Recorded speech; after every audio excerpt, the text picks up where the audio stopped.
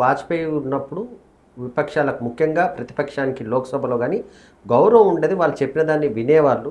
కానీ ఇప్పుడు ఆ పరిస్థితి లేదు.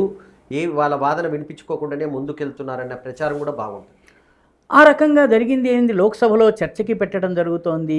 వక్ఫ్ బోర్డుకి సంబంధించింది జాయింట్ పార్లమెంటరీ కమిటీకి పెట్టారు. ఆ తర్వాత మిగతా ఫారం చట్టాలు లోక్సభలో పాస్ అయిన తరువాత కూడా ప్రజల నుంచి ఒత్తిడి వచ్చిన తర్వాత వెనక్కి తీసుకున్నారు. ఈసారి పహల్గాం సంఘటన జరిగిన తరువాత 32 దేశాలకు వెళ్ళినటువంటి 7 పార్లమెంటరీ ఎంపీల దళాలకి నాయకత్వం వహించింది విపక్ష నాయకులు. అందులో సలాహుద్దీన్ ఓవైసీ కూడా ఉన్నారు. మిగతా వాళ్ళ సంగతి వదిలిపెట్టండి, ఓవైసీ కూడా ఉన్నారు. కాబట్టి ఇది ఏకపక్ష నిర్ణయాలు తీసుకున్నట్లయితే 370 విషయంలో ఆ రహస్యము పాటించవలసిన అవసరం ఉంది. ఎందుకంటే సమయము కొద్దిగా దొరికినట్టయితే ఉగ్రవాదులు చాలా విధ్వంసాన్ని సృష్టించి ఉండేవాళ్ళు. కాబట్టి 370 విషయంలో రహస్యాన్ని పాటించారు.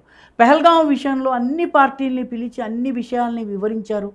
ఈ విషయాల్ని విదేశాల్లో వివరించేందుకు ఎంపీలని వాళ్ళనే పంపారు. కాబట్టి ఇది జనరల్గా ఒక ప్రచారం జరుగుతుంది. వాజ్పేయి సమయంలో కూడా ఆయన విపక్షం మాట వినలేదు అన్నటువంటి ఇది వచ్చిందండి, మాట వచ్చింది. ఆ రోజుల్లో అక్కడ ఉన్నటువంటి ఎవరైతే విపక్ష పార్టీలు ఉన్నారో వాళ్ళు మోదీని తీసేయమన్నారు, వాజ్పేయి తీయలేదు. కాబట్టి పార్టీలు వాటి నిర్ణయాలు అప్పుడున్నటువంటి పరిస్థితులు వాటి మూల సిద్ధాంతాల ఆధారంగా ఉంటాయి తప్పితే విపక్షాలకు స్థానము లేకపోవడం అంటే విపక్షాల వాళ్ళని గవర్నర్లు అయితే చెయ్యరు, విపక్షాలకు చెందిన వాళ్ళని ముఖ్యమంత్రులు చేయటము జరగదు.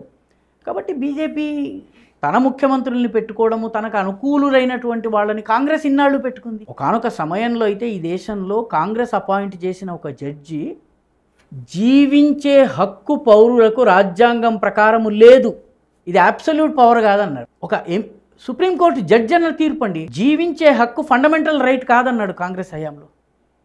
గవర్నర్గా రమేష్ భండారి కళ్యాణ్ సింగ్ ప్రభుత్వాన్ని కూలగొట్టి మెజారిటీ లేనటువంటి జగదంబికా పాల్ని తీసుకొచ్చి ఒకరోజు ముఖ్యమంత్రి చేశాడు. ఆయన అసెంబ్లీలో కూర్చుంటే ఆయనకి కాంగ్రెస్ ఓటేయలేదు, సమాజ్వాదీ ఓటేయలేదు, బీజేపీ ఓటేయలేదు, బహుజన్ సమాజ్ పార్టీ ఓటేయలేదు. ఒకరోజు ముఖ్యమంత్రి అసెంబ్లీలో ఏడ్చాడు జగదంబికా పాల్. గవర్నర్లు ఆ రోజు కూడా ఇష్టారాజ్యంగా ప్రవర్తించారు. అంటే ఈరోజు ఇష్టారాజ్యంగా ప్రవర్తిస్తున్నారా లేదా ఇది వేరే చర్చా విషయం. కానీ ఏ ఆరోపణలు అయితే చేస్తున్నారో వాళ్ళు ఇవన్నీ చేశారు. కాబట్టి విపక్షాలకి అవకాశం ఇవ్వడం లేదు, చర్చించేందుకు అవకాశం ఇవ్వడం లేదనేది తప్పు. ఎందుకంటే వాళ్ళు మాట్లాడుతున్నారు, విపక్షాల్లో కూడా చాలా సమర్థవంతంగా విషయాన్ని ప్రస్తావించగలిగే నాయకులు ఉన్నారు, చాలా బలవంతంగా మాట్లాడుతున్నారు. ముఖ్యంగా సచిన్ పైలట్ చాలా అద్భుతంగా మాట్లాడుతున్నారు. చాలామంది అనేక మంది ఎంపీలు ఉన్నారు, మనీష్ తివారీ ఉన్నారు, సంజయ్ ఝా ఉన్నారు, టీవీల్లో కాంగ్రెస్ని చాలా బలంగా ఆయన సమర్థిస్తున్నారు. రాహుల్ గాంధీకి కూడా సుదీర్ఘ ప్రసంగాలు చేసే అవకాశాలు వచ్చినాయి. కీలకమైన మీటింగులు జరిగే సమయంలో ఆయన వియత్నాంకో కంబోడియాకో పారిపోతుంటే ఎవరేం చేయగలరు?